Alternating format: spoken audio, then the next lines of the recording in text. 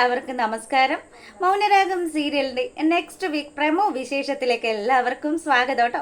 അങ്ങനെ നമ്മുടെ സേനൻ മരിച്ചതും ഒക്കെ അറിഞ്ഞ് വലിയ സന്തോഷത്തിൽ തന്നെ ഇരിക്കുകയാണ് നമ്മുടെ പ്രകാശനും പൊന്നുമകൻ വിക്രമാദിത്യനും ഒക്കെ. എന്തായാലും ഇപ്പം രാഹുൽ പറഞ്ഞതൊക്കെ സത്യമായി വന്നല്ലോ മോനെ. നമുക്ക് ആശ്വസിക്കാനുള്ള വഴിയൊക്കെ ഈശ്വരനായിട്ട് നമ്മുടെ മുന്നിൽ കൊണ്ടുവന്ന് തന്നു. ഇനി നമുക്ക് പഴയതുപോലെ ആ കിരണിനെ പേടിക്കേണ്ട കാര്യമൊന്നും ഇല്ല. അവൻ ഇത്രയും നാളും നല്ല ബലത്തോടു കൂടി നിന്നത് അവന്റെ അച്ഛന്റെ ആ ഒരു പിന്തുണ കൊണ്ട് മാത്രമായിരുന്നു. ഇനിയിപ്പോൾ എന്തായാലും അയാൾ ചത്തുപോയ സ്ഥിതിക്ക് ഇനി ആരും തന്നെ നമ്മളെ തടയാനോ അല്ലെങ്കിൽ പിന്നിൽ നിന്ന് കുത്താനോ ഒന്നും ശ്രമിക്കില്ല. ആ രാഹുലിന്റെ കൂടെ നിൽക്കണം. രാഹുലിന്റെയും സരയുന്റെയും ഒപ്പം നിന്ന് കഴിഞ്ഞാൽ കിരണിനെയും ഇതുപോലെ തന്നെ പുഷ്പം പോലെ ഇല്ലാതാക്കാൻ സാധിക്കുമെന്നൊക്കെ പ്രകാശൻ ഇങ്ങനെ പറയുക. എന്തായാലും മക്കൾ ഇവിടെ ഇരിക്കും കേട്ടോ. അച്ഛനൊന്ന് പോയി ഫ്രഷ് ആയിട്ട് വരാം. അവനെ കാണാൻ പോകുമ്പോൾ അത്യാവശ്യം കൊള്ളാവുന്ന ഒരു ഡ്രസ്സൊക്കെ ഇട്ടുകൊണ്ട് വേണമല്ലോ പോവാനായിട്ട്. അത് തന്നെ, ഞാനും ഒന്ന് ഡ്രസ്സൊക്കെ ചേഞ്ച് ചെയ്തിട്ട് വരാമെന്നും പറഞ്ഞ് വിക്രമും പോവുകയാണ്. അങ്ങനെ നമ്മുടെ പ്രകാശൻ ഇപ്പൊ എന്തായാലും പുതിയൊരു ലുക്കിലാണല്ലോ വന്നിരിക്കുന്നത്. ആശാൻ നല്ലൊരു ഷർട്ടൊക്കെ ഇട്ട്, വിക്രം ആണെങ്കിൽ അവനും അത്യാവശ്യം കൊള്ളാവുന്ന ഒരു ഡ്രസ്സും ഒക്കെ ഇട്ടുണ്ട് അങ്ങോട്ടേക്ക് വരിക. അച്ഛാ ഇപ്പൊ നോക്ക്, നമ്മൾ രണ്ടും നല്ല സൂപ്പർ ആയിട്ടുണ്ട്. ഇനി ഈ വേഷത്തിൽ വേണം അങ്ങോട്ടേക്ക് ചെല്ലാൻ. എടാ, നമ്മളെ കണ്ടാലിപ്പോ കല്യാണ വീട്ടിൽ പോകുന്ന ഒരു മട്ടിലാണല്ലോ ഉള്ളത്.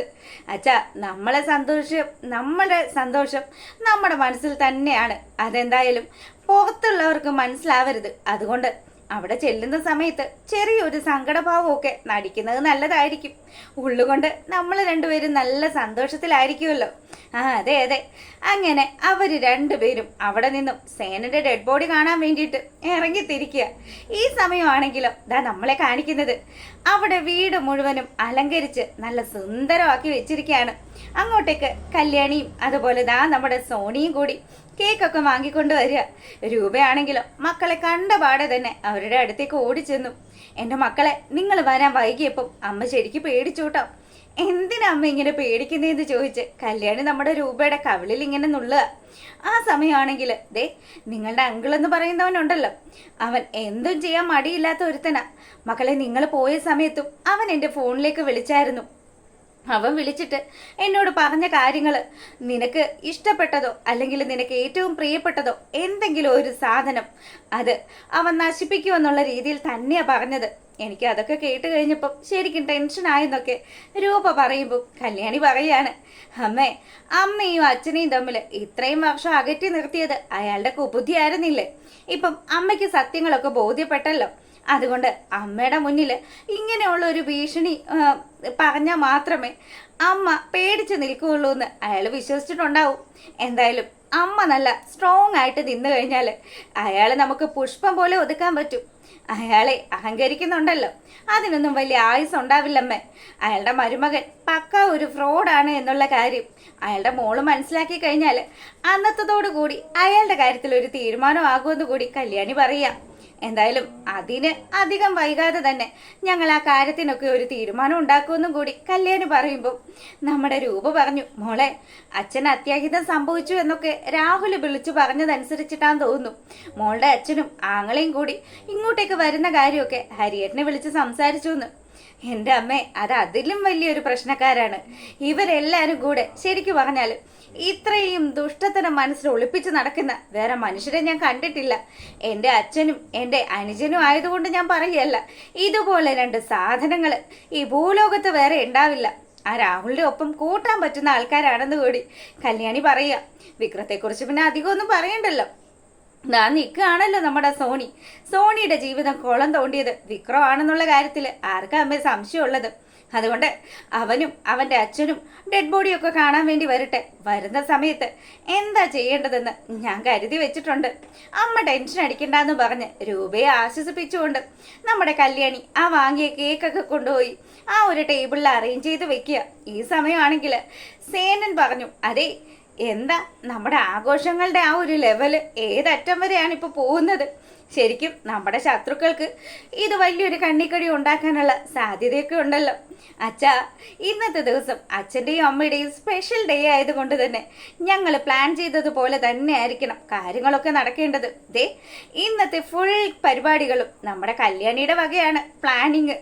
എന്തായാലും അച്ഛനും അമ്മയും പോയി ഈ ഡ്രസ്സൊക്കെ ഒന്ന് മാറിയിട്ട് വാ, എല്ലാം നിങ്ങളുടെ റൂമിൽ അറേഞ്ച് ചെയ്ത് വെച്ചിട്ടുണ്ടെന്ന് കൂടി കിരൺ പറയുക. അങ്ങനെ സേനനും നമ്മുടെ രൂപയും വലിയ സന്തോഷത്തോടു കൂടി തന്നെ അവരുടെ റൂമിലേക്ക് പോയി അവരുടെ ഡ്രസ്സൊക്കെ ചേഞ്ച് ചെയ്ത് മടങ്ങി വരിക. ഈ സമയമാണെങ്കിൽ പ്രകാശനും പൊന്നുമകനും കൂടി അവിടുന്ന് തിരിക്കുകയും ചെയ്തു. അങ്ങനെ വരുന്ന വഴിക്ക്, അല്ലച്ച നമ്മളൊരു റീത്ത് വാങ്ങിക്കണ്ടേ? ശരിക്കും പറഞ്ഞാൽ എൻ്റെ മുൻ ഭാര്യയുടെ അച്ഛനാണല്ലോ മരണപ്പെട്ടത്, അതുകൊണ്ട് തന്നെ അയാൾക്കൊരു റീത്ത് വെച്ചില്ലെങ്കിൽ മോശമല്ലേ? അതുമല്ല, ദേ എന്തൊക്കെ പറഞ്ഞാലും ആ കല്യാണി എന്ന് പറയുന്നവള് എൻ്റെ ചേച്ചിയാണല്ലോ, അവളുടെ അമ്മായിയപ്പം കൂടി ആയ സ്ഥിതിക്ക് അത് വാങ്ങിച്ച് വെച്ചില്ലെങ്കിൽ മറ്റുള്ളവരൊക്കെ എന്ത് വിചാരിക്കും? അങ്ങനെയാണെങ്കിൽ മോനൊരു കാര്യം ചെയ്യും, ഒരു റീത്ത് അങ്ങ് വാങ്ങിച്ചോ, അവൻ്റെ നെഞ്ചത്ത് വെക്കണം. എന്നിട്ട് ആ കിരണും കല്യാണിയൊക്കെ കരയുന്നതൊക്കെ കണ്ട് ഒന്ന് രസിക്കണം. എന്തായാലും ഒരുപാട് സന്തോഷം അയച്ച ദേ ആ കാണുന്ന പൂക്കടയിൽ നിർത്തിയാൽ നമുക്ക് ആവശ്യത്തിനുള്ള ആ ഒരു റീത്ത് കിട്ടുമെന്നും പറഞ്ഞ് പ്രകാശനും നമ്മുടെ രാഹുൽ പോയി റീത്ത് വാങ്ങിച്ച കടയിലേക്ക് തന്നെ പോവുക. ഈ സമയം നമ്മുടെ രാഹുൽ ഇറങ്ങി തിരിച്ചിരിക്കുന്നത് ആ വാടക കൊലയാളിയെ കാണാൻ വേണ്ടി തന്നെയാണ്. എന്തായാലും തൻ്റെ ജീവിതത്തിൽ ഒന്ന് രണ്ട് ശല്യങ്ങളൊക്കെ ഇനിയും ബാക്കി നിൽക്കുന്നുണ്ടല്ലോ, അവറ്റകളൊക്കെ വേരോടുകൂടി പിഴുതെറിയാനായിട്ടുള്ള ചില കാര്യങ്ങളാണ് പുള്ളിക്കാരൻ ഡിസ്കസ് ചെയ്യുന്നത്. അങ്ങനെ അനസിന്റെ അടുത്ത് ചെന്നതും രാഹുൽ പറഞ്ഞു, അല്ല ഞാൻ രാവിലെ നിന്നോട് സൂചിപ്പിച്ച കാര്യം എങ്ങനെയാ? സാർ ഒന്നുകൊണ്ടും ആലോചിച്ച് വിഷമിക്കണ്ട. ദേ കിരണിന്റെ കാര്യത്തിൽ എൻ്റെ ആളുകൾ പണി തുടങ്ങിക്കഴിഞ്ഞു. സാർ അതൊന്നും ആലോചിച്ച് ടെൻഷൻ അടിക്കേണ്ടേ വേണ്ട. പിന്നെ സാറിന് മറ്റെന്തെങ്കിലും ഒരു സഹായം വേണമെങ്കിൽ ഏത് നിമിഷവും എന്നോട് ചോദിക്കാവുന്നതേ ഉള്ളൂ എന്ന് കൂടി അതെ അയാൾ നമ്മുടെ രാഹുലിന് വാക്ക് കൊടുക്കുക. ഇത് കേട്ടതും എനിക്ക് മറ്റൊരു കാര്യം കൂടിയുണ്ട്. എടാ, എൻ്റെ മരുമോൻ എന്ന് പറയുന്ന ഒരുത്തനുണ്ട്, മനോഹർ എന്നാണ് അവൻ്റെ പേര്. യഥാർത്ഥ പേരെന്താണെന്നൊന്നും എനിക്കറിയില്ല. അവനെ കൊണ്ടും എനിക്കിപ്പോൾ വലിയ ശല്യമാണ്. അതുകൊണ്ട് അവൻ്റെ കാര്യത്തിലും കിരണിൻ്റെ കാര്യത്തിലും ഒരു തീർപ്പാക്കിയതിന് ശേഷം അവൻ്റെ കാര്യത്തിലും ഒരു തീരുമാനം ഉണ്ടാക്കണം. സാറ് വേണ്ടുന്ന കാര്യങ്ങൾ എപ്പോൾ എന്ത് ചെയ്യണമെന്ന് സാറിനെ ഒന്ന് വിളിച്ചു പറഞ്ഞാൽ മതി. എല്ലാം ഞാൻ ആ രീതിയിൽ തന്നെ റെഡിയാക്കിക്കോളാന്ന് കൂടി രാഹുലിനോട് അയാൾ പറഞ്ഞിട്ട് അവരവിടെ വെച്ച് പിരിയുക. പിന്നീടാണെങ്കിലോ നമ്മുടെ രാഹുൽ അങ്ങനെ വണ്ടിയിലിരുന്ന് ആലോചിക്കുക, എന്ത് ചെയ്താലായിരിക്കും കിരണിനെയും കല്യാണിയെയും അതുപോലെ ആ താരയെന്ന് പറയുന്നവളെയൊക്കെ ഒരു പാഠം പഠിപ്പിക്കാൻ പറ്റുന്നത്. ഇന്ന് എല്ലാവരും നോക്കി നിൽക്കുമ്പോഴാണ് താര തൻ്റെ കരണത്തിട്ടടിച്ചത്. ഇത്രയും വർഷത്തെ ആ ഒരു പകയും ആ ഒരു ദേഷ്യമൊക്കെ അവൾ തീർത്തത് ഇന്നത്തെ ദിവസമാണ്. എന്തായാലും അങ്ങനെ എൻ്റെ കരണത്ത് കൈവച്ചിട്ട് താര എന്ന് പറയുന്നവള് സന്തോഷത്തോടു കൂടി ജീവിക്കണ്ട. എൻ്റെ മോള് അവളെ കൊല്ലാനുള്ള പദ്ധതികൾ മെനയുമ്പം അത് ചെയ്യരുതെന്ന് വിലക്കിയവനാണ് താനെന്ന് കൂടി രാഹുൽ അവിടെ ഇരുന്ന് ആലോചിക്കുക. അങ്ങനെ ഇനി താരയെ എങ്ങനെയെങ്കിലും ഇല്ലാതാക്കണം. താരയും ഈ ഭൂമിയിൽ ജീവിക്കാനായിട്ട് അർഹതയില്ല ഒരാളായിട്ട് നമ്മുടെ രാഹുലിന് തോന്നുന്നില്ല. അങ്ങനെ ആശാൻ താരയുടെ കാര്യത്തിലും ഒരു തീർപ്പുണ്ടാക്കാനുള്ള ചിന്തയിൽ ഇങ്ങനെ ഇരിക്കുക. ഈ സമയമാണെങ്കിലോ സേനനും രൂപയും അവര് ആ ഒരു കേക്ക് കട്ടിങ്ങിന്റെ കാര്യത്തിലേക്കൊക്കെ കടക്കുകയാണ്. വളരെ സന്തോഷത്തോടു കൂടി തന്നെ അവിടെ എല്ലാവരും അങ്ങനെ അണിനിരന്ന് നിൽക്കുക. അപ്പൊ ഹരിയേട്ടനാണെങ്കിലോ, അല്ല ഇപ്പം ഡെഡ് ബോഡി കാണാൻ വേണ്ടി വരുന്നവര് ഇപ്പൊ ഇങ്ങോട്ട് എത്തുമെന്ന് പറഞ്ഞിട്ട് ഇത്രയും നേരമായിട്ട് കാണുന്നില്ലല്ലോ. എന്താ സാറേ, ഇനി അവര് വരികയല്ലേ? ഏയ്, അവര് വരാതെയൊന്നും ഇരിക്കില്ലടാ. അവര് വരും. അവര് വരുന്ന സമയത്ത് ഈ മനോഹരമായ കാഴ്ച കാണണം. അതായിരിക്കും അവന്മാർക്ക് കൊടുക്കാനുള്ള ഏറ്റവും വലിയൊരു ശിക്ഷ. അങ്ങനെ ഇവര് പറഞ്ഞുകൊണ്ട് നിൽക്കുക. ഇനിയിപ്പോൾ അധികം വൈകിക്കണ്ട, നമുക്ക് കേക്ക് കട്ട് ചെയ്യാന്ന് പറഞ്ഞിട്ട് കല്യാണി ആ കേക്ക് കട്ട് ചെയ്യാനുള്ള കാര്യങ്ങളൊക്കെ ചെയ്യുമ്പം നമ്മുടെ പ്രകാശനും പൊന്നുമകൻ വിക്രമാദിത്യനും കൂടി ആ ഉമ്മറത്ത് എത്തുക. എന്താ വെച്ചാ ഇവിടെ വലിയ തിരക്കൊന്നും ഇല്ലല്ലോ. എടാ മോനെ, ഇവരൊക്കെ വലിയ കാശുള്ള ആൾക്കാരാണല്ലോ. നമ്മളെയൊന്നും പോലെ ചങ്കത്തടിച്ച് പാട്ടുപാടി കരയാനൊന്നും ആരും തന്നെ ഉണ്ടാവില്ല. അതുകൊണ്ട് മോനെ അതൊന്നും ആലോചിച്ച് ടെൻഷൻ അടിക്കണ്ട. വാ, നമുക്ക് അകത്ത് പോയി നോക്കാമെന്നും പറഞ്ഞ് പ്രകാശൻ അങ്ങോട്ട് ചെന്നതും നമ്മുടെ ഹരിയേട്ടന്റെ മുന്നിലേക്കാണ് എത്തുന്നത്.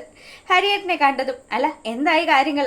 ദേ അവിടെ കിടത്തിയിട്ടുണ്ട്, എല്ലാവരും നല്ല വിഷമത്തിലാന്നേ.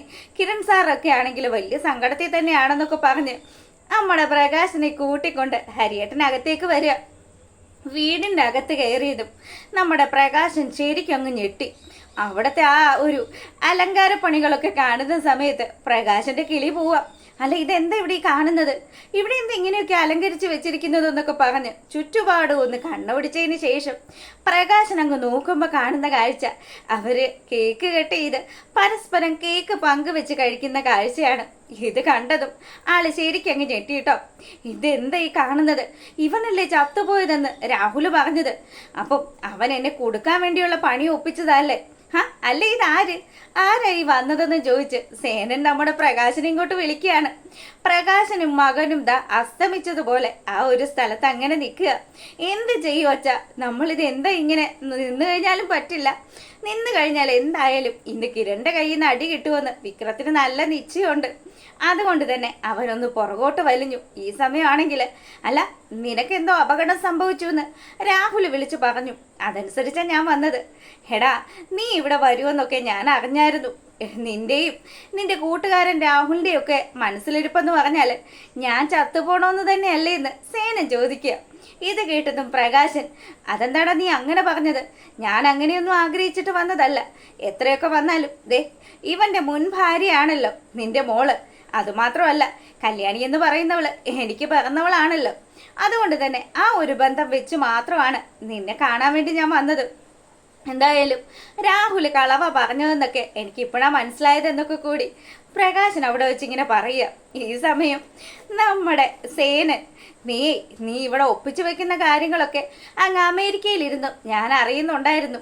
നീയും നിന്റെ പൊന്നുമോനും കൂടി എന്തൊക്കെയാടാ ചെയ്തു കൂട്ടിയത്. എൻ്റെ കുഞ്ഞിനെ കൊല്ലാനായിട്ട് എന്തൊക്കെ പദ്ധതികളാണ് നീ മെനഞ്ഞതെന്നും പറഞ്ഞ് ദാ നമ്മുടെ സേനൻ പ്രകാശനെ പിടിക്കുകയാണ്. പ്രകാശനെ പിടിച്ച് അവന്റെ കരണക്കുറ്റി നോക്കി ഒരടി വെച്ച് കൊടുത്തതിന് ശേഷം പ്രകാശനാണെങ്കിൽ സ്തംഭിച്ചു നിൽക്കുക. അടിയും കൊണ്ടു മൊത്തത്തിൽ നാണം കെട്ട് നിൽക്കുക നമ്മുടെ പ്രകാശൻ. ഇനി എന്ത് ചെയ്യാനാ, ഇവിടെ നിന്ന് വെല്ലുവിളി നടത്തിയതിന് ശേഷം പ്രകാശൻ അവിടുന്ന് അങ്ങ് പോവാൻ തുടങ്ങുക. നിങ്ങളെയൊക്കെ ഞാൻ കാണിച്ചു തരാം, നിങ്ങളെയൊക്കെ ഇതിനൊക്കെയുള്ള കണക്ക് ഞാൻ പ്രതികാരം ഇതൊക്കെ ഞാൻ വീട്ടിൽ ഇരിക്കുമെന്നൊക്കെ പറഞ്ഞ് പുള്ളിക്കാരൻ അവിടുന്ന് പോകുന്ന സമയമാണെങ്കിലും അവന് രണ്ടടി കൂടുതൽ കിട്ടേണ്ടതായിരുന്നു. പിന്നെ ഇന്നത്തെ ഫംഗ്ഷന്റെ ആ ഒരു പ്രത്യേകത കാരണം ഞാനതങ്ങ് കുറച്ചതാണെന്ന് സേനം പറയുക. എന്തായാലും കിട്ടേണ്ടത് കിട്ടിയപ്പോൾ പ്രകാശനും മകനും പോയ പോക്ക് കണ്ടില്ലേ എന്ന് ഹരിയേട്ടനും പറയുക. അങ്ങനെ അവർ വളരെ സന്തോഷത്തോടു കൂടി ആ ഒരു ഫംഗ്ഷനൊക്കെ ഇങ്ങനെ നടത്തിക്കൊണ്ടിരിക്കുക. പിന്നീടാണെങ്കിലോ നമ്മുടെ മനോഹർ എന്ന് പറയുന്ന ആ പെരിച്ചാഴിയെ ഒതുക്കാൻ വേണ്ടിയിട്ട് ചില ആൾക്കാർ കൂടി ഒരാളെ കളത്തിലിറക്കി കളിക്കുന്നതൊക്കെയാണ് നെക്സ്റ്റ് വീക്ക് പ്രമോ വിശേഷത്തിലുള്ളത്. എന്തായാലും ഒരു പെണ്ണ് അത്യാവശ്യം കൊള്ളാവുന്ന ഒരു പെണ്ണിനെ കണ്ടു കഴിഞ്ഞാൽ അവരുടെ പിന്നാലെ പോകുന്ന ഒരുത്തനാണല്ലോ മനോഹർ. അതുകൊണ്ട് തന്നെ തൻ്റെ മോളുടെ ജീവിതത്തിൽ നിന്ന് ഈ മനോഹർ ഒഴിഞ്ഞു പോകണമെങ്കിൽ ഇനി മറ്റൊരുത്തിയെ കളത്തിലിറക്കിയിട്ടേ കാര്യമുള്ളൂ എന്ന് മനസ്സിലാക്കിക്കൊണ്ട് തന്നെ നമ്മുടെ രാഹുലിന്റെ കൂട്ടരും ഒക്കെ കൂടെ ചേർന്ന് പുതിയൊരു മായാമോഹിനിയെ രംഗത്തിറക്കുന്നതൊക്കെയാണ്. എന്തായാലും നമ്മുടെ മനു ആ ഒരു കെണിയിൽ വീഴുമെന്നുള്ളതൊക്കെ കാണിച്ചുകൊണ്ടാണ് നെക്സ്റ്റ് വീക്ക് പ്രമോ വിശേഷം അവസാനിക്കുന്നത്. അപ്പോൾ നിങ്ങൾക്ക് വീഡിയോസ് ഒക്കെ ഇഷ്ടമാകുകയാണെങ്കിൽ ഒന്ന് ലൈക്ക് ചെയ്തേക്കണേ. എല്ലാവർക്കും നല്ലൊരു സൺഡേ ആശംസിക്കുകയാണ്. അപ്പോൾ ഓക്കെ, ഗുഡ് നൈറ്റ്.